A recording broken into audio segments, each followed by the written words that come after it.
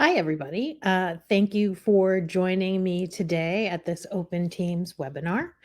My name is Rachel Roumeliotis. I am currently a director of open source strategy at Intel. I am here today to talk to you about open source as a career catalyst, which is particularly interesting and personal to me because I do not code. So there is a lot of opportunity for developers and beyond, which we will see in the slides that follow. So, a little about me. I have been fortunate enough to be a part of an open source community or various communities for quite some time.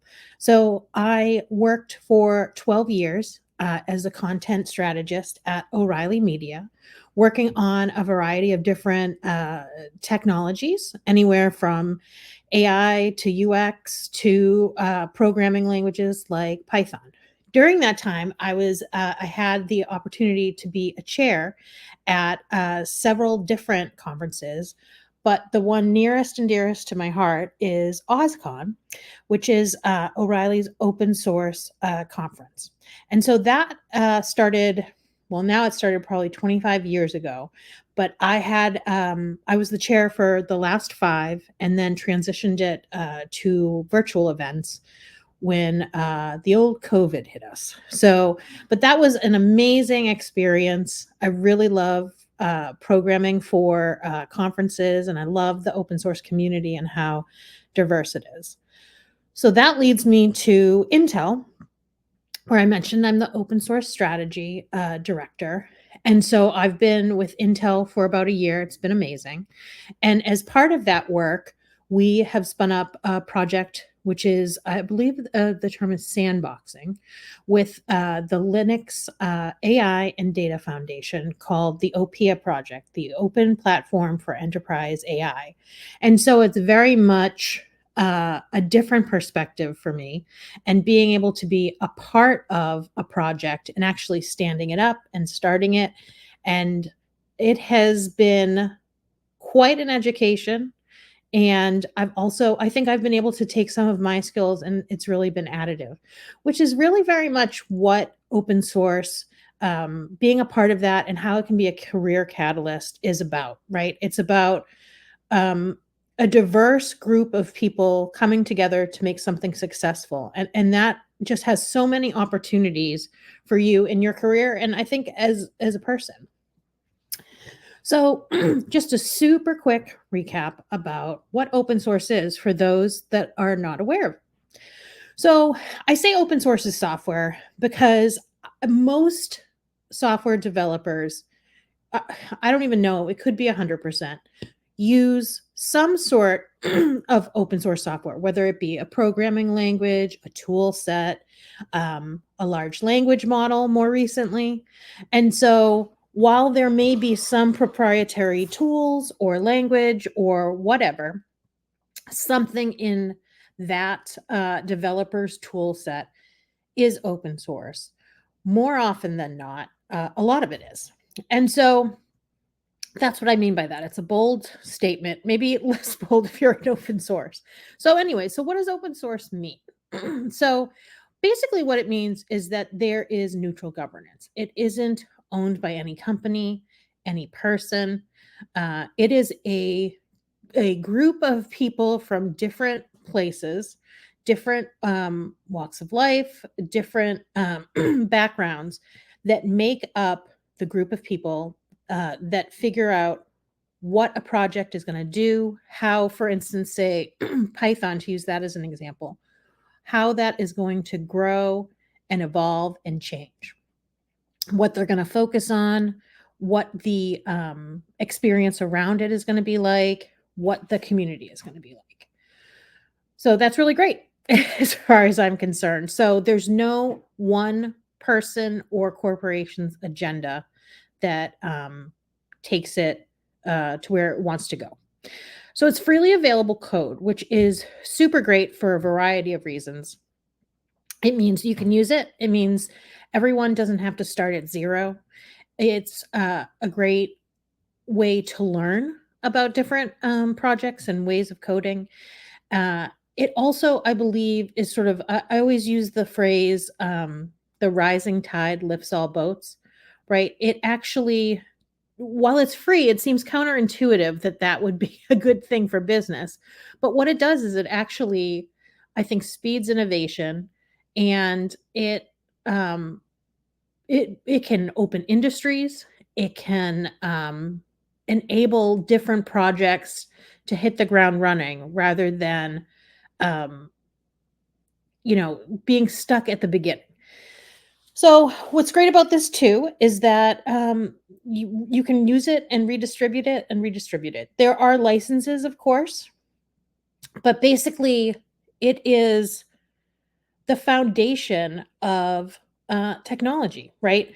And it's something that, to make it work, and I make this point later, but to make it work, everyone needs to contribute and participate and feed into it, and then everyone gets something out of it, which I think is a great model, um, in a capitalist business world.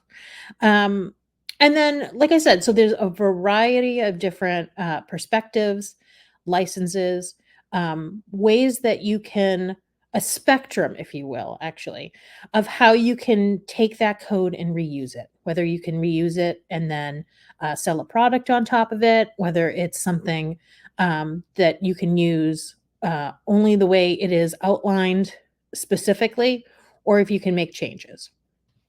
So there's a little bit to open source if it's something that you do want to get into.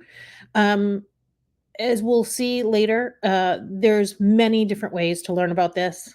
The open source community is very talkative, very passionate about open source. So it's really, really about a deluge of information, and more about how to figure out, you know, the context of it and how it works for all the different industries and different people. So, um, interesting stuff. So we talked about open source being software, but it really is so much more, right? In a few different ways, and the ways I have here on this slide are actually different. So for one thing, I keep saying the word community already like a million times.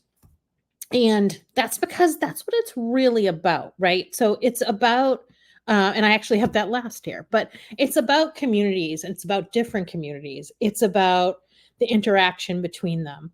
As I said, open source really doesn't work unless there are people that believe in a project.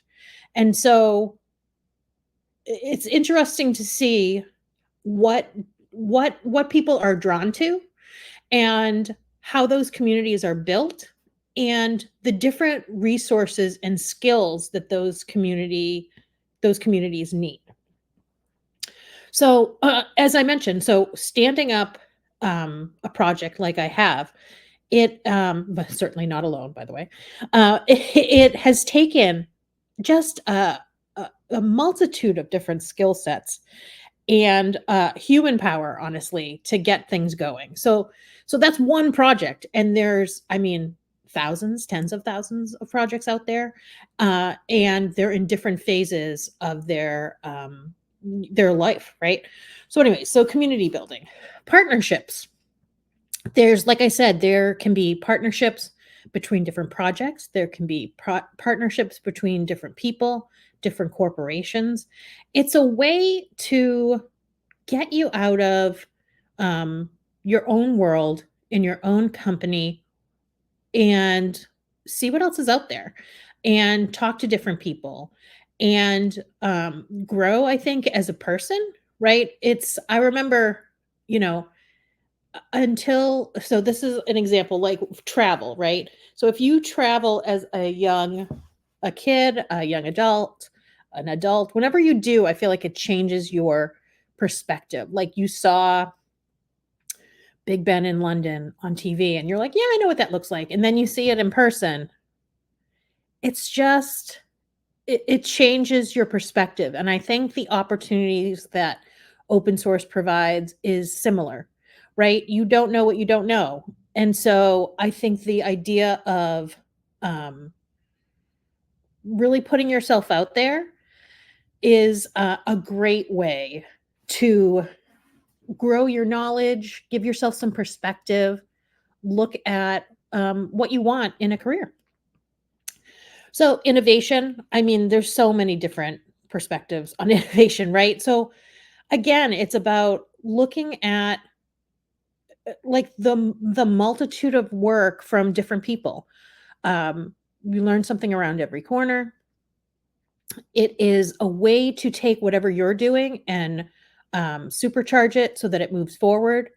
It might not, you might not have been thinking about something the way that it worked, right? But open source uses the power of many, many different brains and can move faster because of that. And generally, I would say the people that are working on these things are passionate about these projects, right? And I think because of that, things move a little bit quicker. Quicker. Uh, Knowledge sharing is another thing that I've kind of talked about throughout these other pieces. So it's a great way to learn. I mean, there's so many different ways to learn, right? You can read, you can, watch things, you can get hands-on. Hands-on happens to be the best way that I learn. And so getting in there and doing stuff really I think levels you up. I think it's really great. I think in the reverse, you can share the stuff that you know, right? I just think it's a great way to take your experience at work, which frankly we all have to work a lot, right? And um work on stuff that you can be passionate about, work on stuff that you're good at, get better at things. And I think that's a good opportunity. Not every um profession has something like this. And I think open source is good in so many different ways. And we're talking about career catalyst here. And I think that's an important one because I think um, there is so much opportunity to continue to grow and change. And why shouldn't you? And open source can help you do that. And then documentation I put here just as an example of how it's not all about coding and development and engineering. Along with the code, there is there's a lot of documentation that goes along with it. What is the project? Who is it for? What are the case studies? What is the code saying? How do you do something? Right. And so that is a skill set unto its own. Some engineers and developers have that skill set, writing good documentation along with their engineering and development skills. Some do not. And so there's definitely a place for people who understand, well, that are good at writing, that enjoy writing, and that can really bridge that gap, I think, between technology and business, which is certainly a gap that is often left, tying the great, this technology does all of these cool things. Well, what does that mean for business? Right. And so I think there's a great opportunity there for anyone that sort of sits there. And that's sort of where I sit. And so I find it very engaging and very, it can be difficult at times. So there's no end of work there. So just to give you, this is very, very short, but like to give you some context of the landscape. So whenever I go into a new area, it's hard to understand if you see one piece of it, like that's great, but what is the context? What is the landscape? What does it mean to other things? And so this is just a little bit of a glimpse of open source. We've talked about how important it is in that it is innovative, that it sort of brings technology up a level, I think, because everybody's working together. You don't have to start at zero. And there's innovation. I always actually say, career catalyst is what I'm talking about today, but I always think it's a catalyst for innovation as well. So to give you an idea, so a lot of open source projects, again, here we're talking about PyTorch. We're talking about different programming languages like Python. They sit within foundations. There are many foundations. I just mentioned two here. There's the Linux Foundation, which has many foundations and projects within it. And then there's also the Apache Foundation, also a really big foundation. Like I said, there's other ones. There's the Python Software Foundation, many of those. And they're one way that open source exists in neutrality. Open source can also exist, sitting with a company, and it doesn't necessarily have to be part of a foundation. The way a lot of people interact with open source in terms of the actual sort of like, let me contribute to the projects and maintain projects, which we haven't even talked about. That's another whole opportunity. On the top right is I just am showing the front page of GitHub and GitLab.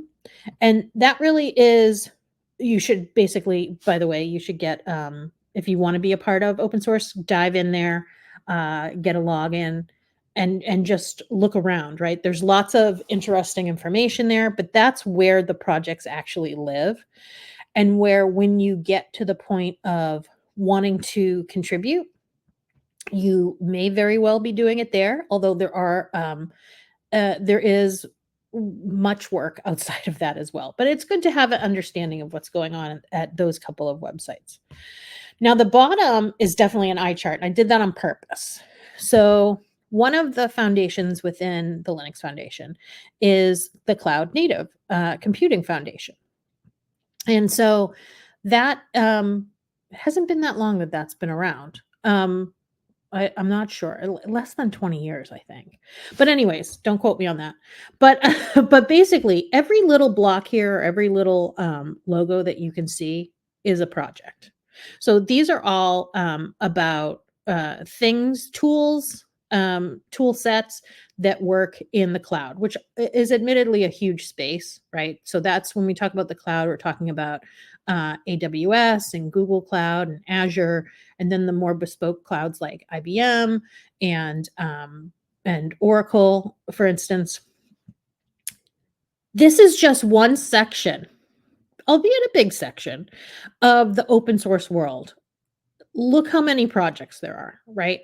I just show this to give one little glimpse of the breadth and depth of the space. This is a great way. This is actually, you can look this up, Cloud Native Landscape, right? This shows you, it's also a way to look at, if you could actually see this, it's also a way to understand technology, right? If you could see this, you would see that these projects fit under different areas of need for a developer. So it's also a good way if you are, well, if you're a technologist at the beginning of your career, but also if you're technology adjacent, to really start to understand what goes into creating a cloud native application, right? So a little glimpse into the learning piece of it. So I changed it to Spurs here, but catalyzes innovation. So I'm going to talk about two examples here, actually. So the advent of Docker and Kubernetes really changed the way software is done with the DevOps world. So DevOps, which is sort of, for those of you that aren't familiar with it, it basically, I feel like in the simplest terms, it is a culture change, but it's also a technology change. Back in the day, engineers would basically create something, throw it over the wall, and other engineers would deploy it, right? And put it out in the world and get it into production. This idea of DevOps is really sort of threading together those two positions and building a tool set between them so that there's like continuous integration and continuous deployment and the ability to put out into production and deploy an application or some software across many different places with the use of these tools and many others and changes. But I do think that having software like Docker and software around Kubernetes, and you can look these up and see what they do. They're very central to what developers do today, and they weren't like 15 years ago. um, changed the face of software. That's how important open source can be, right? And I think it really changed things too, so that we are seeing um, it's not just it really changed things from here's an application, we'll get you we'll get one for you some 6 months from now, we'll give the full update a year from now, into iterative change and um, making things making things innovate much more quickly. On the left, we have two AI projects, TensorFlow and PyTorch. So AI has certainly been around for a long time. It's come and gone in what people call AI winters for a number of different reasons. Until recently, with the advent of the cloud, the computational power really wasn't there, right? To be able to power these huge models. Then more recently, because of that and the big data sort of evolution, that came together, and sort of data is the food of AI, right? Being having that data accessible, having the compute power, and many other more technical things. Um, and then adding in so then what was missing? Adding in these 2, frameworks that allow you to do machine learning, um, instead of having to figure it out, right? It really leveled up. This is one where I think the AI of today, our market, all of the crazy ChatGPTs, um, exists because these open source projects, existed and gave way more people the ability to experiment with AI and then build upon these frameworks.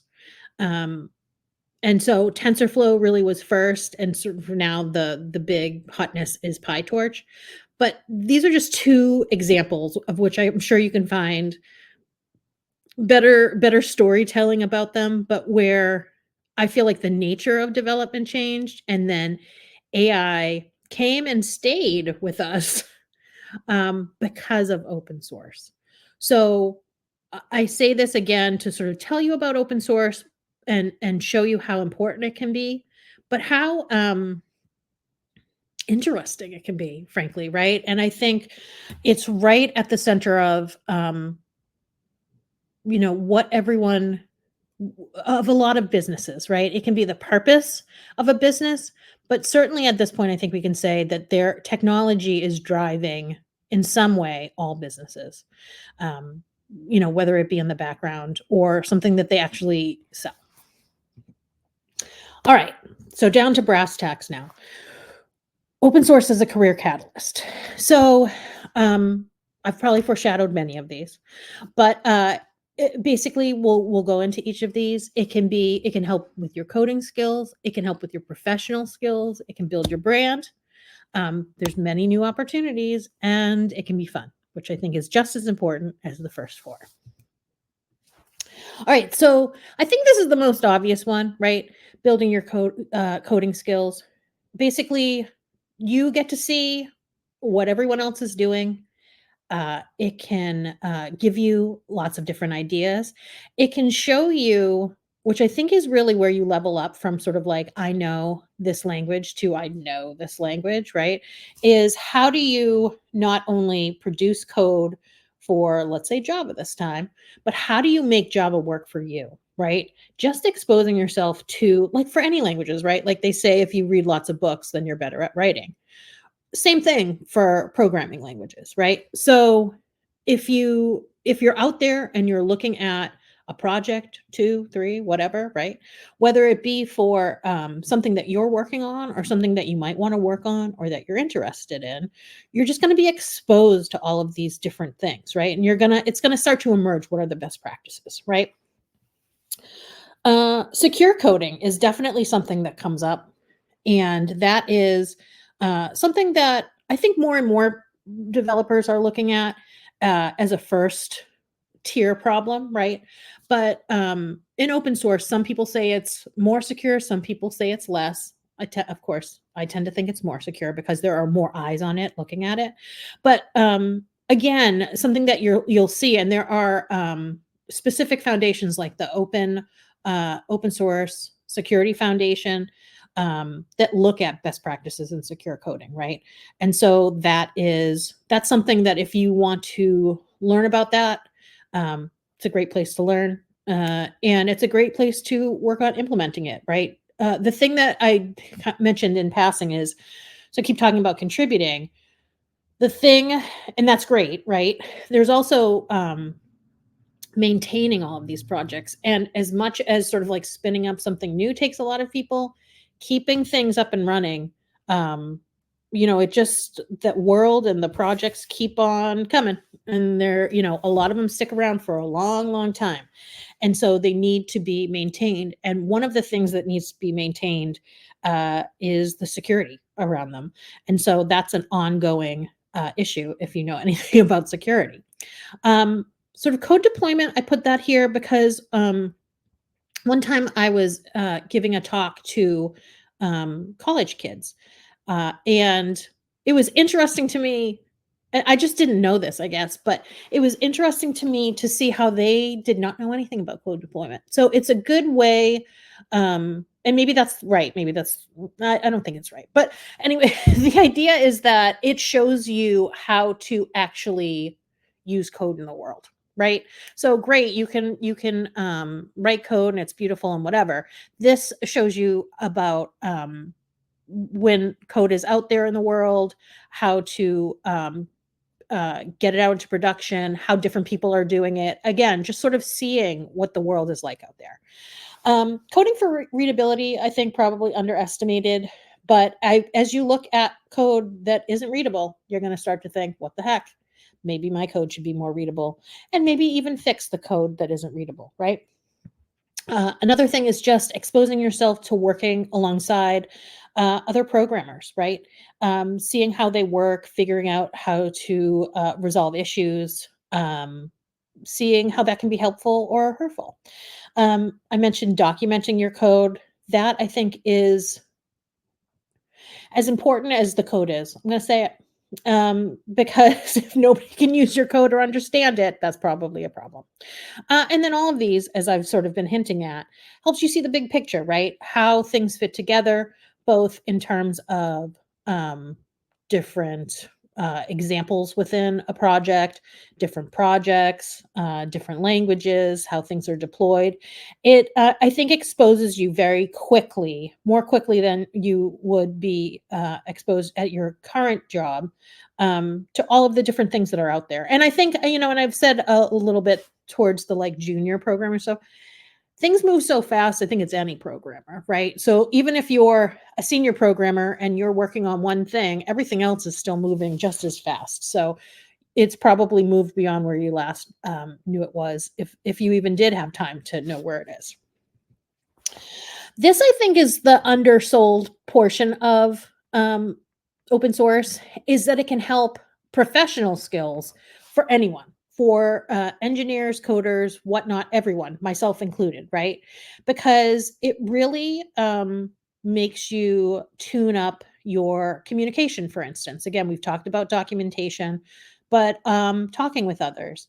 I say here, it talks about, issue resolution, like which way should we go on things. It kind of gives you a glimpse into governance and how decisions are made, right? We've talked a little bit about problem solving, right? Same sort of issue. Like it gives you a glimpse into, it makes you think, and it gives you a glimpse into how other people think and would solve a problem, right?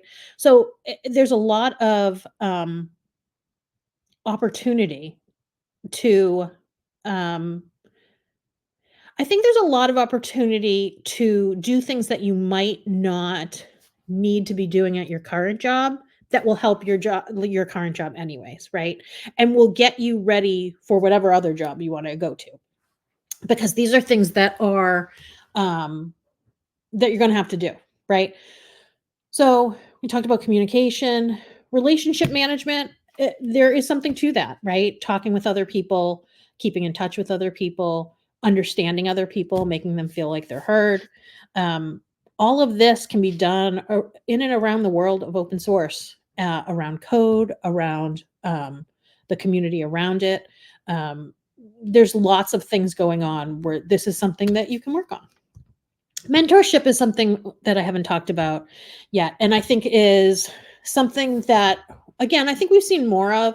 I think there's a lot of it in the open source community, but I think it's so great. And I think both you can certainly be a mentee. I think there's a lot of people out there that are happy to impart their wisdom and take the time to talk to people about a multitude of different things. But I also think mentorship is needed well beyond sort of like the junior level. I think we can mentor each other. I might know things that you don't. You, I'm sure, know things that I don't know. And so I really love this idea of open source being steeped in learning, and that there is this community with different knowledge and different skills, and that there is this mentorship that can be seen there. So I think that's really important. Storytelling, I think, is really important, right? Being able to tell the story of your project, understanding it. Um, these are all shades of communication and relationships, but storytelling is something that if you are a coder or have a code technology adjacent job, you need to tell stories to your stakeholders, right? You need to explain why a technology is going to change business outcomes. So I think if you it's like a capsule, like a project can be a whole little capsule of a larger business, right? So if you are part of the Python world, then not only is there a plethora of technologies that's happening, but like why? Why is that happening? Why do you want to go with that? Why is that the language of AI? So there's lots of different you can see lots of different aspects of what makes a business successful within a project. I think that's really helpful in context setting. um, there are lots of opportunities for you to be in a somewhat a management position, certainly not at first, but managing people on a team or in a group, right, in as part of a project. And then presentations, sort of an offshoot of storytelling, but literally having to, again, um, tell your story, explain what you're doing and why, and sell people on it, frankly, right? And again, that's something that um, comes up quite often in many, many different jobs. And certainly as you, I think for most professions, as you sort of go up the ladder, having to explain yourself and work interdepartmentally. Creating your brand. There's me looking very stern. I don't know what that's about, but I put this here because this is the second time I'm showing it for some. This is my GitHub page, but creating your brand is really important, right? It's hard to get a job. I don't know who they is, but they always talk about using your network and stuff. And certainly open source is great for that. And I think I talk about that later. But creating your brand, this is a place where you can put yourself out there. There's certainly other places like LinkedIn and a million other places. But what's cool about this is that you can show by dint of what you are actually doing, your different interests. You can show your commitment. Like this little thing in the middle shows, you can see I was like, no thanks. And then I started with this project and have been doing more and more things. And that can show how you work, your stick to itiveness over time. And then it actually, like, you can dive deep in there and see your actual work product, right? And so those are all, I think, really important, especially in technology, but certainly outside of it, to be able to say, here's my portfolio of work. Here's what I'm doing. It's certainly, one piece of a larger sort of like resume or portfolio, but I think it's really, really important. Um, so I thought this was important to call out specifically. Um, Basically, I've talked about innovation and open source as a catalyst for all things career included. And so I do think in a few ways, just to make sure that we've called them out. Some of these we have and some of these we haven't. But like that it is a way to see what's out there. And I don't even mean that just like I want a new job, because I think everything that we've talked about could lead you to new opportunities, but it could also provide you with new opportunities of where you're at. Um, so, for instance, if you're very insular and haven't ventured out into the industry that you're in or the world that you're in, it's a way to create your network. And you don't necessarily have to go anywhere to do that. You can go out, like I said, people for the most part, like anyone, are friendly. And, if you and a group of people are interested in the same thing, there's what you're talking about, right? It doesn't have to be personal if that's something that's not comfortable for you. But so it's a way to start your network around common interests, right? It's also a way you should always be expanding your network, right? And then you can new project, new network, you know what I mean? And there's always new people that are looking at things. I think it's a way that you can also learn about new industries. For instance, one of the things I find fascinating about open source is how you can start to look at different vertical industries and how it's sort of creeped into them. I find particularly of interest finance and open source because they seem like they should not go together. Like everything should be locked down, and the finance world is built on like COBOL, which is like 50,000 years old, and all of this stuff. But I love it because I think that is an older industry that sees open source as a way, again, to spur innovation. But I think there's a lot of issues that finance has to think about with open source, like security, and thinking like if something's open, how do you protect something? Lots of new interesting things with regulated industries like finance and AI, right? So like just one specific thing that comes up quite often is if you have set up software to decide if someone gets a loan, and that is run, in the background by AI, how do you make that transparent so that you know what's going on and it doesn't have some bias in there, right? So I just think there's a lot of use cases, and so that's what I mean. Like, so I wouldn't have necessarily thought of myself as someone interested in finance, but I am. Another area is automotive. Another area is healthcare. So there's it gets really really interesting when you start to look at the different verticals that are out in the world, and not only how technology impacts them, but how open source can impact them. So that's what I mean by learning about new industries.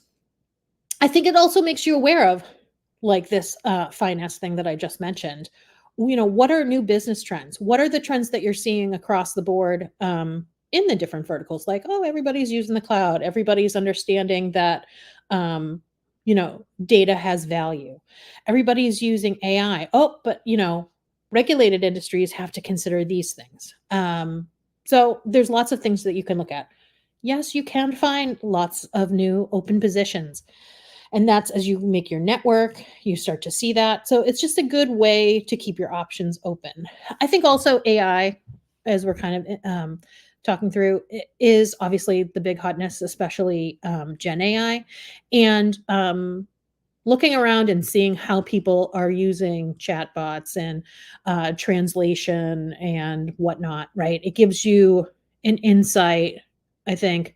I think it keeps you a little bit ahead of like what's going on with AI and shows you where it's being used, what are the issues that are coming up around it, and where it's excelling. Like for instance, I'm working on an AI project, and by far the most people are most interested in chat Q&A. So just it's interesting to see where things are taking hold. That's a whole nother AI, I feel like in business is another whole presentation.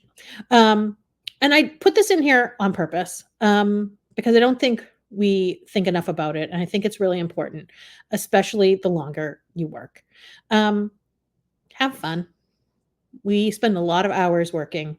Um, if you're in tech or near tech, probably too many. And so I think this is a way to remind yourself or find passion in work. It's a way to talk with others. I know I work from home. There's a lot of people working from home, and I think that can be hard at times. At times, I love it, but I think it's also a way to recharge and work on something that is fun.